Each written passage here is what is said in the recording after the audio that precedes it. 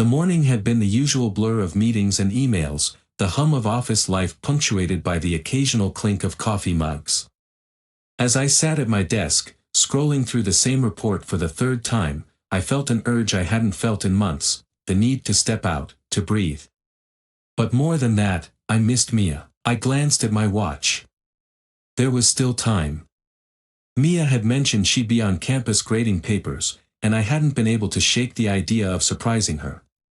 It was so unlike me, so impulsive, but the thought of seeing her smile, maybe stealing her away for a coffee or a quick lunch, was enough to get me moving. Before I could overthink it, I grabbed my jacket and headed for the door. The drive to the university was short, maybe 10 minutes at most, but the autumn afternoon felt endless.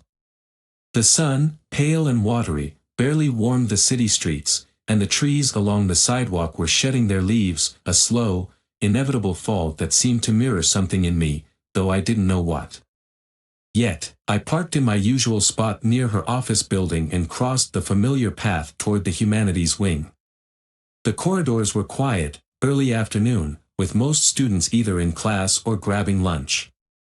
The smell of old textbooks, chalk, and the faint hint of coffee drifted through the hallway. I could picture Mia there, hunched over her desk, surrounded by piles of student essays, her hair falling loose from the bun she always wore to look professional. I smiled, thinking of how serious she was about her work, how passionate she could get about helping her students improve. As I neared her office, I slowed down. Her door was slightly ajar, just enough for me to see a sliver of the inside. I stopped, my hand halfway raised to knock, but something held me back. I heard voices.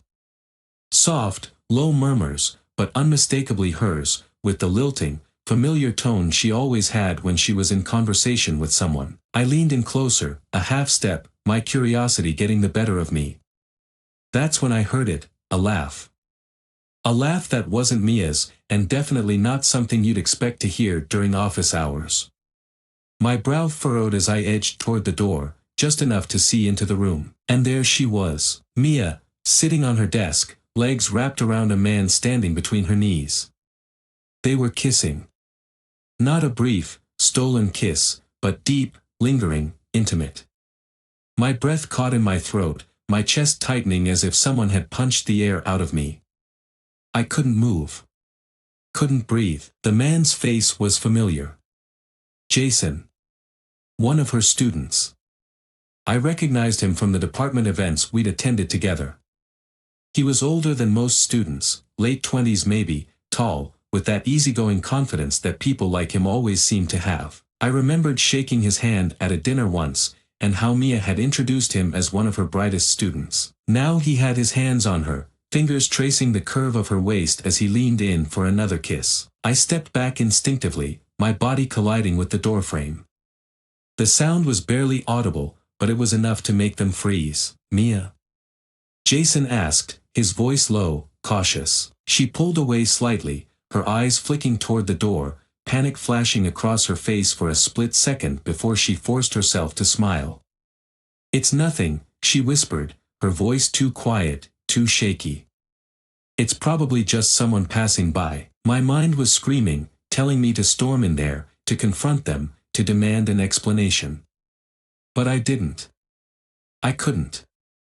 My legs felt like they were glued to the floor, my hands clenched into fists so tight that my nails dug into my palms. I couldn't stop staring, at her, at him, this scene playing out in front of me like some kind of twisted dream. Jason pulled away, his hand still lingering on her hip.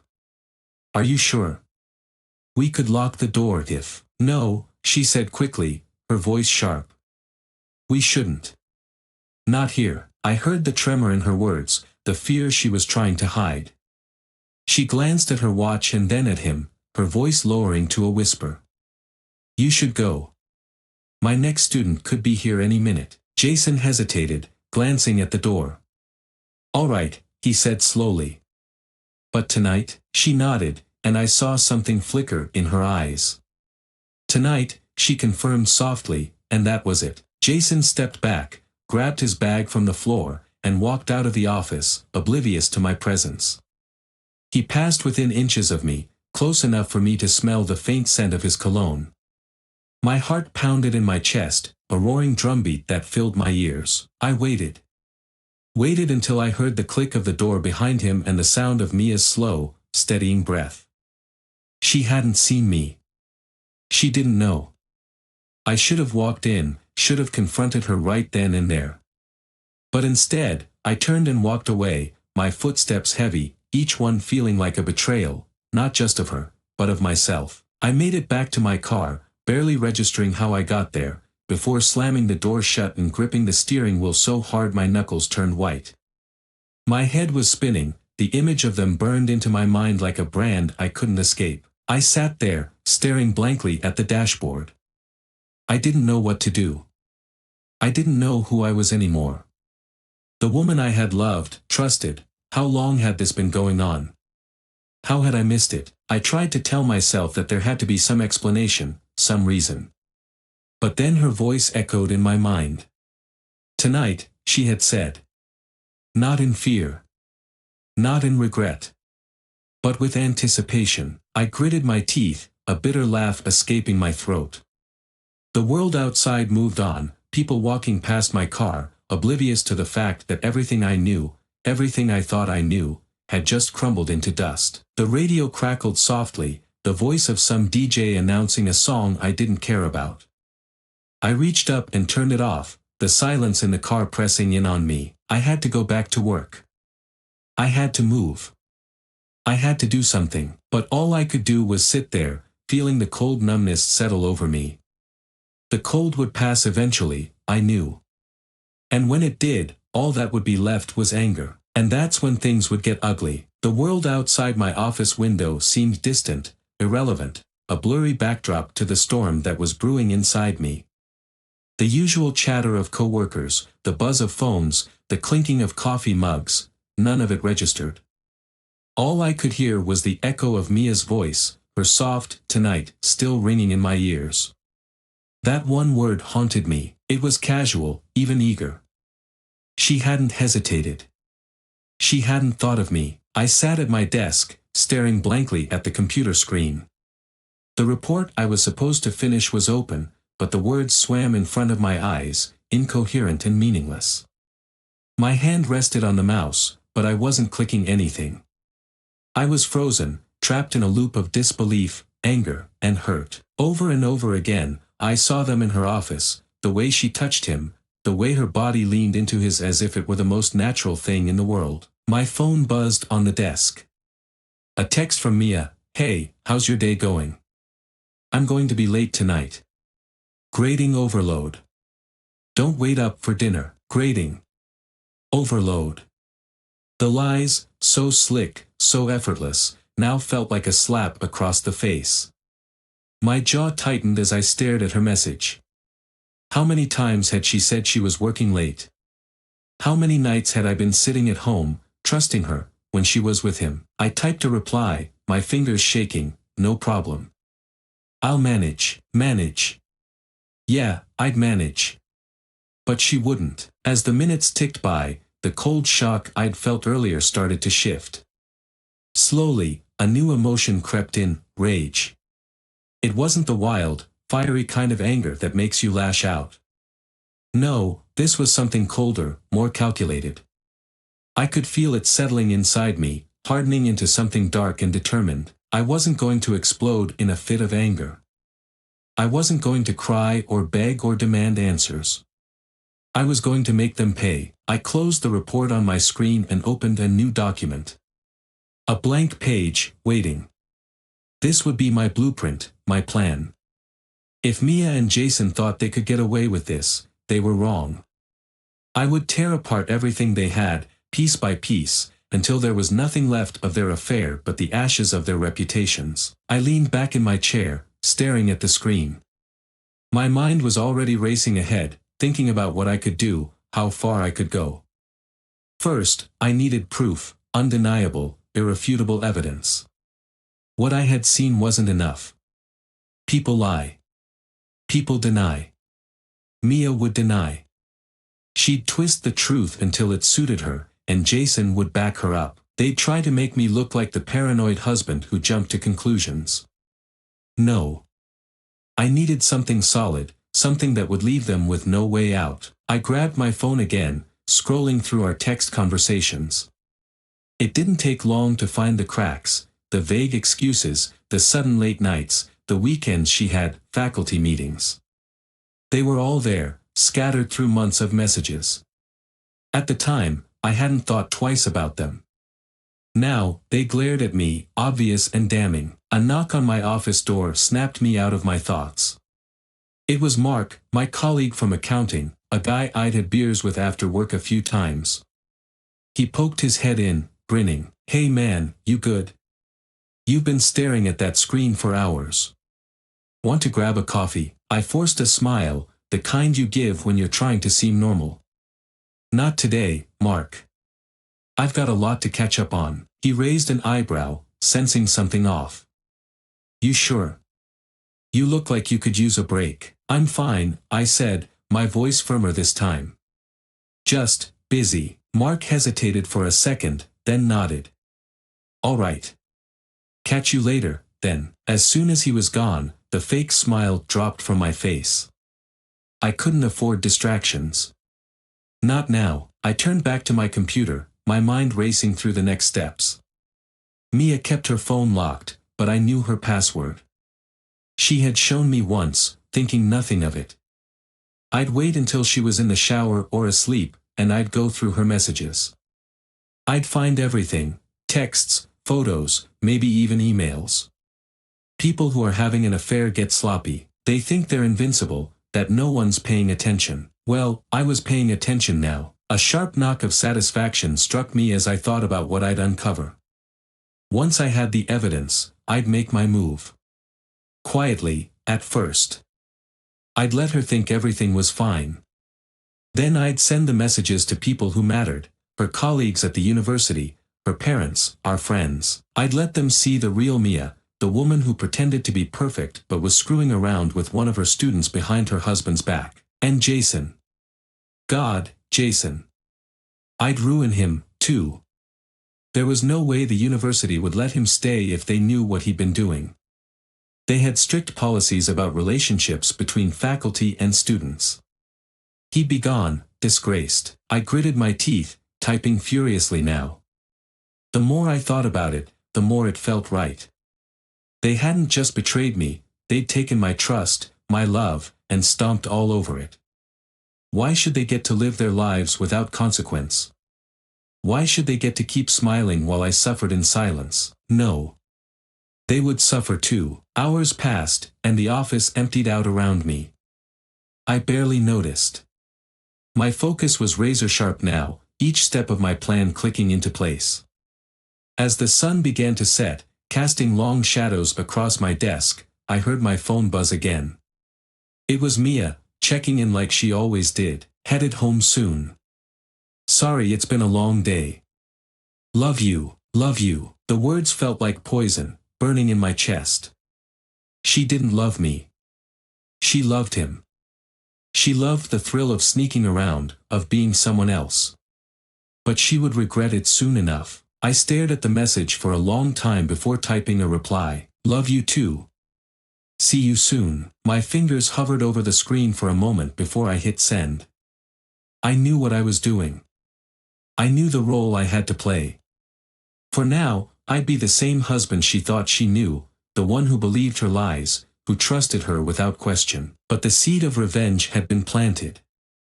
And it was only a matter of time before it bloomed. Later that night, when Mia got home, she seemed tired, her movements slow and deliberate as she put down her bag and kicked off her shoes. I watched her from the kitchen, leaning against the counter, forcing myself to stay calm. She smiled at me, that same smile I had seen 1,000 times, the one that used to fill me with warmth. "Long day?" I asked casually. "Yeah," she sighed, rubbing the back of her neck. "So many papers to grade. I think I'm drowning in student essays." She walked over to me, wrapping her arms around my waist, and leaned in for a kiss. I let her, though my skin crawled at the thought of where her lips had been earlier. "I missed you today," she said, resting her head against my chest. "I'm sorry I've been so busy lately." I clenched my jaw, the rage threatening to bubble up again, but I forced myself to stay composed. I stroked her hair gently, just like I always had. "It's okay," I replied softly. "We'll have more time soon." She pulled back slightly, looking up at me. "Yeah. You think so?" I nodded, giving her the faintest of smiles. "Yeah. I'm sure of it." She smiled, oblivious. And that was when I knew I would make sure they both paid for what they had done. The atmosphere in our house was stifling. The evening light filtered through the curtains, casting long shadows that felt like a prelude to the darkness that was about to unfold. I was sitting on the couch, pretending to watch TV while my mind raced with everything I had uncovered over the past few days. Mia moved around the kitchen, humming softly to herself as she prepared dinner. The mundane sounds, the sizzling of vegetables, the clattering of dishes, felt surreal, like a cruel mockery of what was about to happen. I had spent the last few nights gathering evidence. Photos of Jason leaving campus late at night, screenshots of text conversations that revealed more than mere friendship, and a couple of emails I had stumbled upon that hinted at the depth of their relationship. Each piece of evidence was a sharp knife, twisting deeper into my gut as I realized just how long this had been going on. I could hear Mia humming, her voice lilting and sweet, completely unaware of the storm brewing beneath the surface. Each note cut through me, igniting the fury I had been carefully nurturing. The time for confrontation had come, and I couldn't put it off any longer. "Dinner's almost ready," she called out, her voice cheerful. "Great," I replied, forcing a smile. "I'm starving." I took a deep breath, my heart pounding in my chest. It was time. I stood up, crossing into the kitchen where she was now chopping vegetables, her back to me. I felt the tension in the air, thickening with each passing moment. "Mia, can we talk?" I said, my voice steady. She turned, her expression shifting from casual to concerned. "Of course. What's up? Why don't you sit down for a minute?" I gestured toward the small table where we usually had our meals. Her brow furrowed, but she complied, wiping her hands on a towel and taking a seat. "Is everything all right? You seem serious." I took a moment to collect my thoughts, the gravity of the moment settling heavily on my shoulders. "Not really, actually. I've been thinking about something for a while now." I paused, studying her face for any hint of what was to come. "Okay. What's bothering you?" she asked, a hint of nervousness creeping into her voice. I stepped closer, leaning against the counter, my heart racing. "I know about you and Jason." Her eyes widened, and for a fleeting moment, I saw a panic flicker across her face before she masked it with confusion. "What do you mean?" "You know we have a student-teacher relationship." "He's just a student." "Just a student." I echoed, my voice low and steady. "Mia, I saw you. I saw the way he looked at you, the way you responded. You were on your desk, and he was between your legs." Her face blanched, and she swallowed hard. "That was—" "Don't," I interrupted, my voice rising. "Don't even try to deny it. I have proof. Texts, pictures. Everything." The room fell silent, the reality of the situation hanging heavy between us. Mia's expression shifted from confusion to anger, and she crossed her arms defensively. "Proof? You're accusing me of something without any evidence," she shot back, her voice rising defensively. "Accusing you?" I laughed, a harsh sound that echoed off the kitchen walls. "I walked in on you, Mia. You think I'd make something like this up? You were laughing with him, kissing him. Don't act like I'm the one who's crazy here." Mia's eyes flared, and she stood up, fists clenched at her sides. "You don't know what you're talking about. You're just jumping to conclusions." "Am I?" I leaned in, my voice dropping to a menacing whisper. "You're right. I don't know everything. But I know enough. And I know how long you've been lying to me." She opened her mouth to respond, but the words seemed to catch in her throat. Finally, she huffed, her shoulders slumping in resignation. "What do you want me to say?" "Yes, it's true. I'm having an affair with a student." "What good will that do?" "Honesty might be a start," I said, trying to keep my voice calm despite the rising tide of rage within me. But you know what? I'm not here for a confession. I'm here to tell you that I won't let you get away with this. I won't just sit back and pretend everything is fine. Mia took a step back, her expression shifting from anger to fear. What are you going to do? You can't just go around ruining lives. You'll destroy his career. You'll destroy me. I stepped forward, my expression hardening. You've already destroyed me. You think I care about your precious career? What about the life we built together? You've betrayed everything we have for a cheap thrill. It's not like that, she shouted, her voice breaking. I wasn't looking for this. It just happened, just happened. I echoed, incredulity spilling into my voice. You think that's an excuse? You think that's going to make me feel any better? You had a choice, Mia.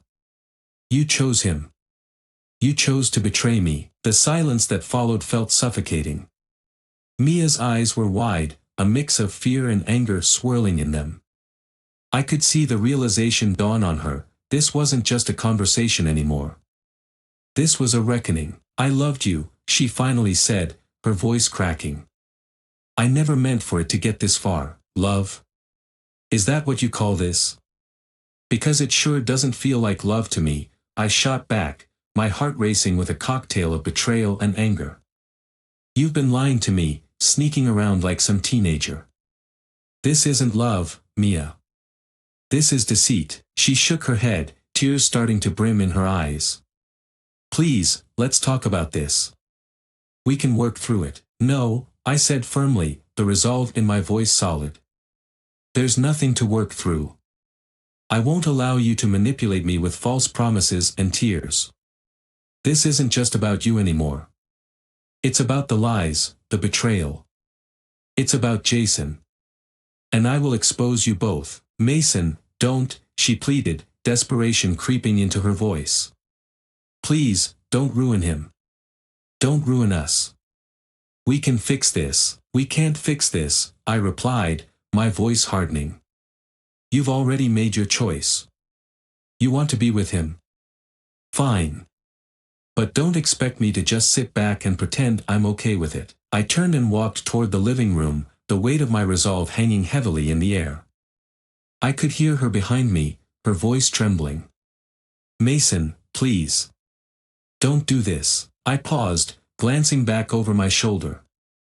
It's already done. You've made your bed, Mia. Now you get to lie in it. And with that, I walked away, leaving her standing there in the kitchen, the reality of her betrayal hanging in the air like a thick fog. My heart was racing, adrenaline pumping through my veins. This was only the beginning. The seed of revenge had been planted, and now it was time to let it grow. The night was dark, thick with the weight of unspoken words and unresolved feelings. I sat in the living room, the only light coming from the soft glow of the lamp in the corner.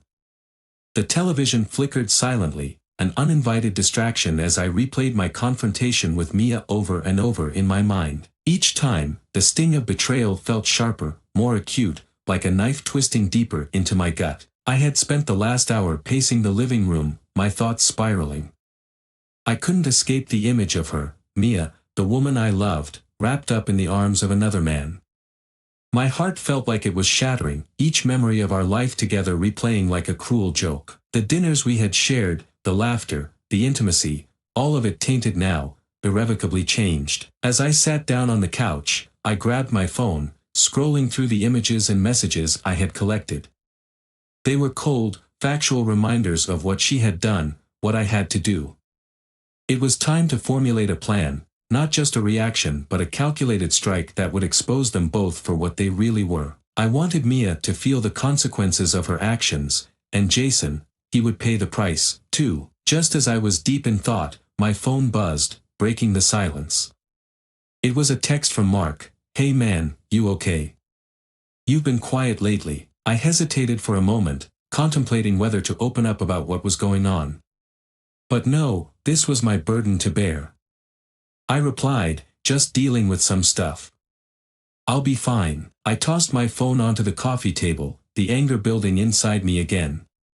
I had kept my cool during the confrontation, but now, in the solitude of my thoughts, I felt the fury returning, hotter than before. I couldn't let this slide. I wouldn't be the fool who ignored the truth. The front door creaked open, and Mia stepped inside, her expression weary. She glanced around the dimly lit room, the tension palpable. I could sense the weight of her shame and guilt, and for a moment, I felt a flicker of pity. But it was quickly extinguished. "Mason," she called softly, her voice tentative. I didn't respond, letting the silence hang like a heavy curtain between us. "Mason, can we talk?" She stepped further into the room, her eyes searching for mine. I turned my head slightly, my body tense. "What more is there to say, Mia? You've already made your choice. Please," she pleaded, her voice trembling. "I know I messed up. I'm sorry. I didn't mean for it to happen. It was a mistake, a mistake." I scoffed, the bitterness lacing my words. "You call this a mistake? You didn't just trip and fall into bed with him. This was a conscious decision, one you made over and over again. Mason, I know I've hurt you. I don't expect you to forgive me right now, but I want to try. I want to fix this," she said, her eyes glistening with unshed tears. I shook my head, feeling the anger bubbling to the surface. "You think I can just forget everything? That I'll just let it go because you're sorry? You broke my trust. You betrayed me with a student." Mia stepped closer, desperation in her eyes. "I know it's hard to understand, but we can make this work. I love you." "I don't love him, love," I said, my voice rising. "Love doesn't work like that, Mia. You don't love someone while you're sleeping with someone else. That's just self-serving.